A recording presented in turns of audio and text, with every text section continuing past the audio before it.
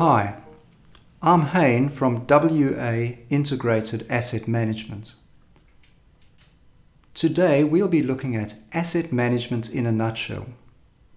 I'll give you a quick fly-through of core-level asset management for local governments. Now, although this will be slightly simplistic, it will demonstrate the essential points. I'll be covering these issues.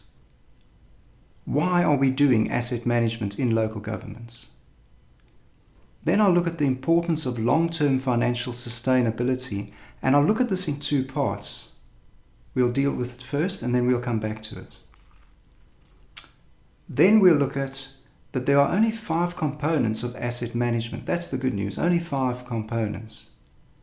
Then we'll come back to the importance of long-term financial sustainability. And then we'll look at some next steps that will assist you in your asset management journey. Thank you very much.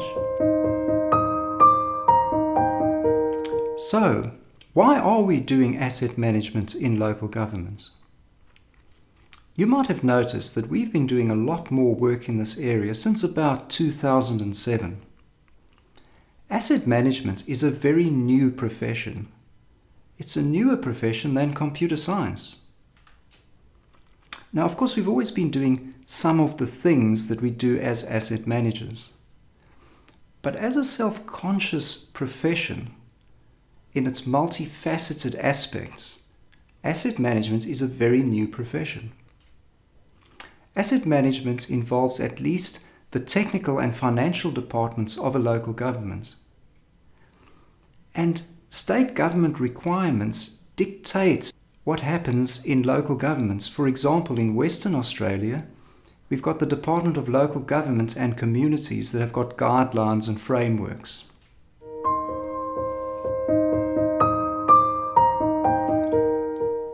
The main reason we do asset management is because of long-term financial sustainability.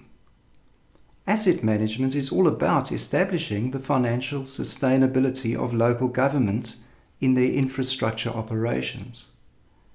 You might recall that in Western Australia there was the SSS report that looked at sustainability, and there have been similar reports in other states. The goal of asset management is to make financial sustainability part of the long-term financial plan and the strategic plans of a local government. To do asset management, you need reliable information about your assets.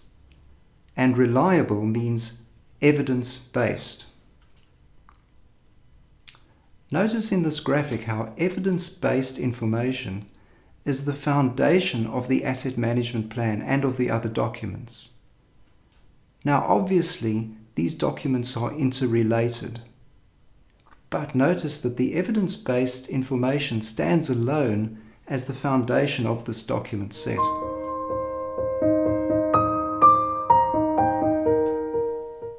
Now, the good news is that there are only 5 components of core-level asset management. And the first 4 of those are evidence-based. The first component is, what assets do we have and how much of each? The second, what do they cost and what is the level of service? Third, how much are we able to spend on the assets? Fourth, what is the gap between what they cost and what we are able to spend? And the fifth, what will we do about the gap?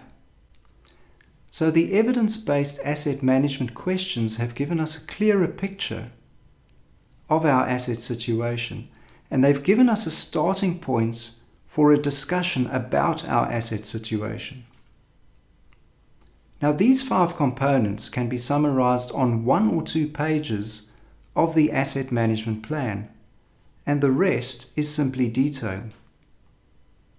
The first 4 items are evidence-based, and they give us a clearer picture and assist our discussion.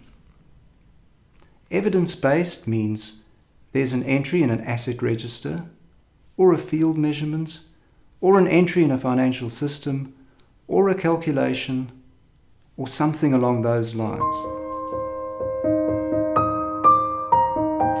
Now let's have another look at financial sustainability, now that we've looked at the 5 components.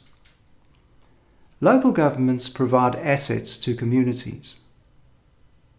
Actually, it's more accurate to say that local governments provide services to communities through assets. But local governments can provide only what can be funded. And that depends on rates revenue for local governments and possibly additional grants funding. Now there is a little bit of a complication because some of the users of the assets come from other local government councils. People drive through neighbouring councils to get to work, etc. But in the main, ratepayers get what they are willing to pay for, and perhaps a little bit more from grant funding. Now, asset management is about working smarter in infrastructure management. That is why we have been working harder since about 2007. I remember being on a marketing course once, and they mentioned a slogan by a company that said, "We work harder so you can work smarter." In asset management, since about 2007, we have been working harder in local government and for local governments as consultants so that local governments themselves can work smarter with assets. Now, I've given you a very quick fly-through of core level asset management for local government. My recommendation is that you get yourself enrolled on a NAMS Plus course through the IPWEA. Australia is a pioneer in asset management. Our programs are now being rolled out internationally. The Australian courses are excellent. And please, I don't get any commissions by recommending the NAMS Plus course, but I have personally benefited by being on a few of those courses. NAMS Plus is aligned to the IIMM, the International Infrastructure Management Manual, which is itself aligned to the ISO 55000. The NAMS Plus toolset has got templates and it processes results for you and it gives you back results that you can paste in. And it is really, really helpful when you are finding your feet doing asset management. Also, I've put some other useful videos on my YouTube channel. One of those videos is posted by the IPWEA and it's called Sustainable Communities. Another excellent video is an introduction by the City of Ryde to asset management. Thank you very much for joining me, and please look out for more videos on this channel.